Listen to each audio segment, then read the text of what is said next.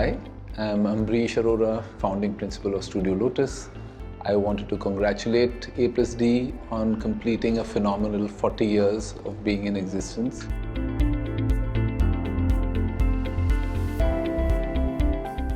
I'm on that journey. We've been taking small steps every day.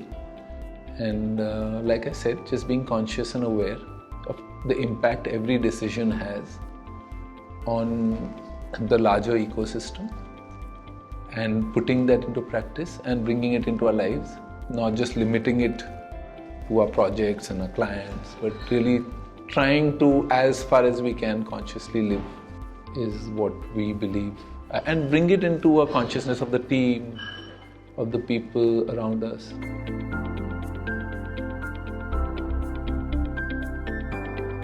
So when we take it into architecture, it's really looking at both the existing space and the existing building one is living in or one is designing for, seeing what elements of those are relevant, are in good shape, can be reused, can be reprogrammed, and starting there, and thereafter at every step seeing what is essential and what's not in terms of bringing in new elements.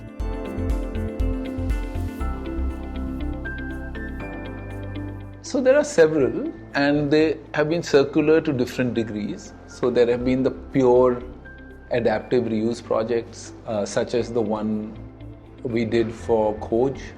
Khoj is an arts foundation in Khirki village, and they had an existing set of 2 buildings which they had over time adapted to function in a certain way.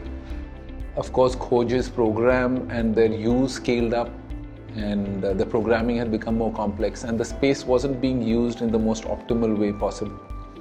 So we looked at the buildings, and there were certain elements that we suggested removing and adding to the existing shell in order to expand the scale of the building in use, and at the same time celebrating the existing architecture and the individuality of the 2 buildings. And we celebrated the inherent character of each of these components and focused on elements that would tie the volumes together and make them function as a whole.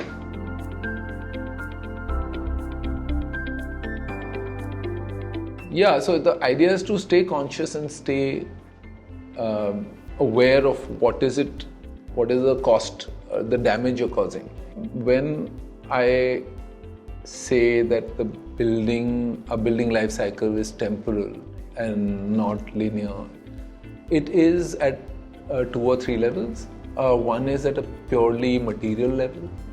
So where, how a building material or a structure takes the test of time, which in most cases is linear, but it does go through certain kind of cycles in terms of the way the material ages, the way it behaves, and how do you respond to that as time goes on. So like if you see just in terms of durability of a material, for instance, traditional architecture such as lime and stone has demonstrated that it can, sustain itself for hundreds of years without any kind of visible damage that you can't handle in being able to reuse the space.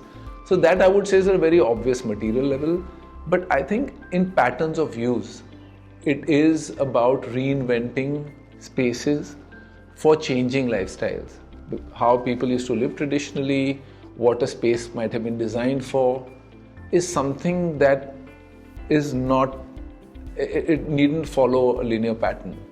So now when you drive to Gurgaon, you will see, out of every 10 projects that are built, say every 10 malls that are built, 2 are successful, 8 are not successful. Now unfortunately what begins to happen, those lie abandoned.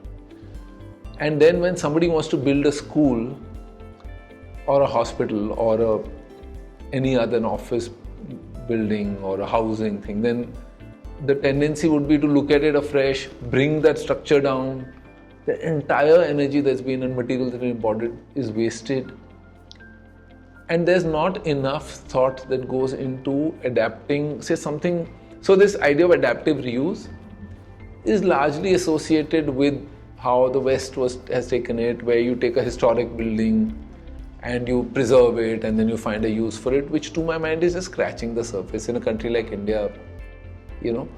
However, if we start looking at mainstream buildings which are not necessarily so beautiful or don't have historic value, to me a large part of the waste and the energy that gets consumed and not put to use is where the challenge lies.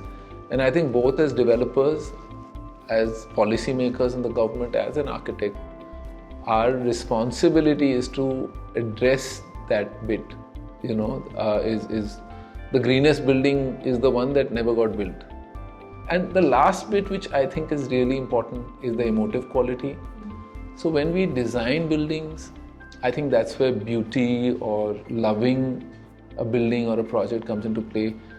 That the buildings that people take care of better, they last better. And people will take care of buildings that they love. So when we build with care, with empathy for the user, with an understanding of the user group or the community or the neighborhood that you're building for, beyond, a lot of us get caught up with, I need a signature building, but it is usually from the lens of the architect and creating that thing that will the world think I'm clever and innovative.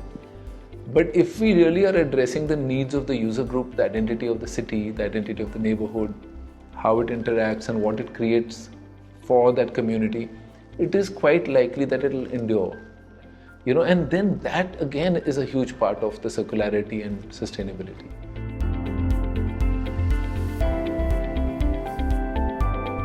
We as architects have a role to play, that can be design buildings that endure beautifully, age beautifully. Yeah. So, and as I think a community, do we respect everything around us? I think the problem that a lot of we in the Indian context, urban Indian context, is because of the fact that we have so much heritage. As a community, we don't really value old buildings, old spaces. Just being sensitive to everything around us is what I think. And the problem with policymakers is that very often they're driven by politics. And the problem with politics is that it's on a 5-year gain. It only looks at a 5-year gain. These kind of philosophical shifts need to be addressed. They're long term. It's when you believe that what you're creating today needs to address 20 years, 25 years, when you view yourself as one, as a community, when you realize your children, whether you have children or not, are going to be at the impact of the actions we take today as a community. It's only then when these kind of shifts begin to happen. And to that degree, I think what all of us need to aspire for is a shift in consciousness, where we begin to see how all of us are interconnected.